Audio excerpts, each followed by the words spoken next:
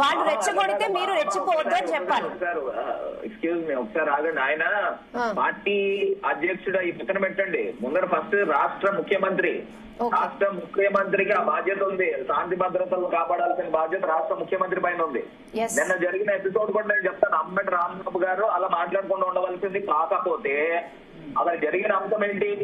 అంబటి రాంబాబు గారు కార్లో వెళ్తా ఉంటే తెలుగుదేశం గూండాకు రాళ్ళు పట్టుకుని కారు పైన దాడి చేస్తా ఉంటే, నిజంగా ఒక పార్టీలో ఒక మాజీ మంత్రి కింద ఉన్న వ్యక్తి ఇంటి కారు పైన దాడి చేస్తా ఉంటే నోరు మూసుకుని వెళ్ళిపోతారండి. ఇప్పుడు కారు పైన ప్రతిఘటించారా భరత్ గారు? కారు పైన దాడి చేస్తే కారు పైన దాడి చేసిన వాళ్ళని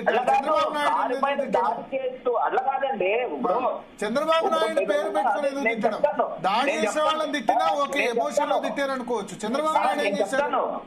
అదే నేను కూడా చెప్తాను, ఒకసారి ఇవ్వండి నాకు ఛాన్స్ ఇవ్వండి. చెప్పండి. ఇప్పుడు కార్లో వెళ్తా ఉన్నారు, చుట్టుపక్కల ప్రత్యర్థి వర్గాలు వచ్చి పచ్చి బూతులు తిడుతూ, రాళ్ళు తిడుతూ, రాడ్లతో కొడుతూ పోలీసుల సమక్షంలో చేస్తా ఉంటే ఎవరైనా ఉప్పు కారం తిన్న వాళ్ళు ఏం చేస్తారనండి?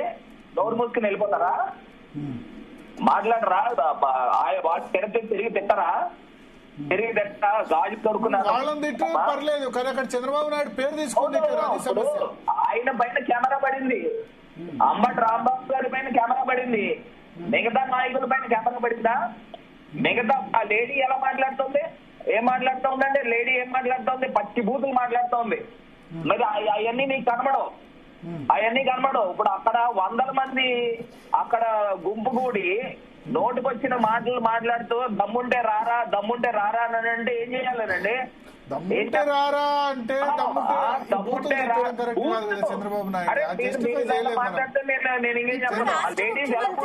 మీరు మెన్షన్ చేస్తున్నారు, నిన్న ఆయన నోటికొచ్చినట్టు తిట్టినప్పుడు రాష్ట్ర ముఖ్యమంత్రి అనే విషయం మర్చిపోయారు ఆయన. అలా కాదండి.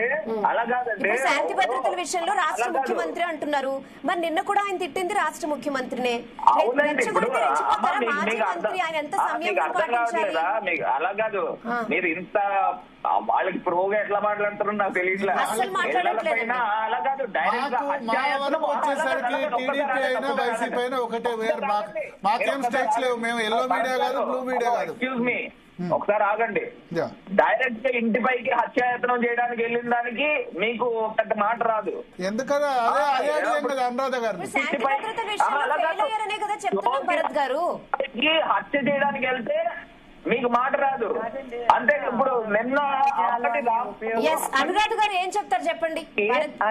రాంబాబు గారి కారు పైకి 100 మంది తెలుగుదేశం గూండాలు వచ్చి రాడ్లతోనూ రాళ్లతోనూ కొట్టి పచ్చి బూతులు తిడతా ఉంటే ఉప్పు కారం తిన్న వాళ్ళు ఏం చేయాలని నోరు మూసుకుని వెళ్ళిపోతారా? అందుకనే కదా అసలు డిబేట్ పెట్టింది. అందుకనే భరత్ గారు డిబేట్ పెట్టింది. అందుకనే నిన్న అంబటి రాంబాబు, ఇవాళ జోగి రమేష్. ఇది కంట్రోల్ అవుతుంది. మా టైటిల్లోనే పెట్టాం. చంద్రబాబు నాయుడు, లోకేష్ రంగంలో దిగాలి, వాళ్ళ కార్యకర్తలకు పిలుపునివ్వాలి, ఇది ఆపాలనే మా టైటిల్ ఉంది. మీరు చూసుకోండి డిబేట్ టైటిల్. అది సరే ఇప్పుడు నిన్న ఇచ్చాడు. అలా కాదు, అంబటి రాంబాబు గారు ఏమని క్లారిటీ ఇచ్చారు ఆయన? ఇవాళ ఆ కార్యకర్తలు ఎవరైతే తెలుగుదేశం వాళ్ళు ఉన్నారో వాళ్ళని అన్నారు, నేను చంద్రబాబు నాయుడు ఉద్దేశించి అనలేదు అని క్లియర్. చంద్రబాబు నాయుడు ఉద్దేశించి క్లియర్ గా బయట లో ఉంది, అనలేదంటే ఎట్లా? అన్నాను ఆవేశంలో క్షమాపణ చెప్తున్నాను అంటే వేరే విధంగా కాదు. అన్నాడా లేదా అది పక్కన పెట్టండి. ఇప్పుడు అన్నాడా లేదా సరే. భరత్ గారు ఇంకా ఏపీలో ఇదే ఉంటదా? ఇప్పుడు దేశం మొత్తం చూస్తుంది ఏపీలో ఈ దాడులు ఇవి. అంటే మరో యూపీ, మరో బీహార్ మొత్తానికి ఇలా మాట్లాడుకుని ఇలా చేద్దామని డిసైడ్ అయిపోయిందా వైసీపీ, టీడీపీ? వైఎస్ఆర్ కాంగ్రెస్ పార్టీని అంటున్నారు దాడులు చేసి. మీ కార్యకర్తలకి మీరు చెప్పుకోవాలండి, వైసీపీ కార్యకర్తలకి సంయమనంగా ఉండాలని. డెఫినెట్ గా టీడీపీ కూడా చెప్పాలి, ఇలాంటి దాడులు అసలు జరగకూడదు. అలా కాదు, మీరు చెప్పాల్సింది గడ్డి పెట్టాల్సింది తెలుగుదేశం వాళ్ళకి. ఇంటిపైకి దాడి చేశారు. ఇవాళ ఒక మాజీ మంత్రి జోగి రమేష్ ఇంటిపై దాడి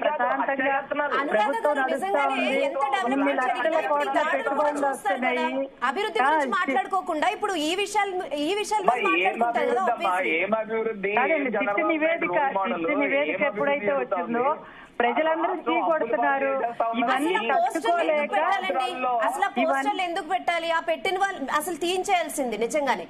ఆ పోస్టర్లు ఎవరు పెట్టారు? తెలుగుదేశం వాళ్ళు మహాపాపం పెట్టారు. పోస్టర్లు అవసరం లేదు. ఇలాంటివి వాళ్ళు చేశారు కాబట్టి వాళ్ళని పక్కన పెట్టారు అనురాధ గారు. ఇలాంటివి కాదు ఇప్పుడు ఏపీకి కావాల్సింది. రాజధాని కావాలి, అభివృద్ధి కావాలి. నిజంగానే ఇప్పుడు ఎంత ఫోకస్ జరుగుతుంది వైజాగ్ లో ఎక్కడైనా నిజంగా అదే కావాలి. ప్రజలు అదే కోరుకుంటున్నారు. కానీ మళ్ళీ వైసీపీ హయాంలో ఎలా జరిగిందో మళ్ళీ సేమ్ అవే రిపీట్ అవుతున్నాయి ఇప్పుడు కూడా. ఏం జరిగిందమ్మా వైసీపీ హయాంలో? వైసీపీ హయాంలో అద్భుతంగా జరిగినాయి. అంటే ప్రజలకి మిస్లీడ్ చేసి చంద్రబాబు నాయుడు గారు జగన్ రూపాయి ఇస్తే నేను రూపాయి ఇచ్చి 2 రూపాయలు ఇస్తానని మనం డెవలప్ చేస్తాం ముందుకెళ్తున్నాము.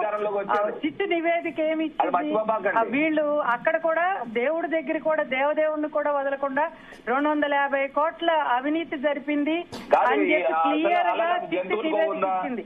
ఆ చిట్టు నివేదిక ఇచ్చింది ప్రజలకి తెలియజేయాలనే ఉద్దేశంతో ఒక కార్యక్రమం చేశారు. దాన్ని వీళ్ళు తట్టుకోలేకపోయారు. ఇది ప్రజల్లో ఆల్రెడీ ప్రజలందరికీ అర్థమైపోయింది. ఆయన సొంత భాషను అలా వాళ్ళకి అలవాటైన భాష, ఆ భాషని ఉపయోగించి గత 5 సంవత్సరాలు ఏం చేశారు?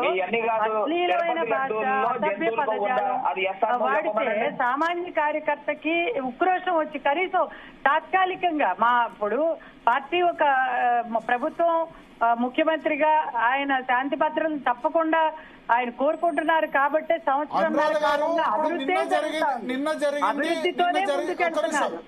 గారు నిన్న జరిగింది కోపంలో చేశారనుకోవచ్చు.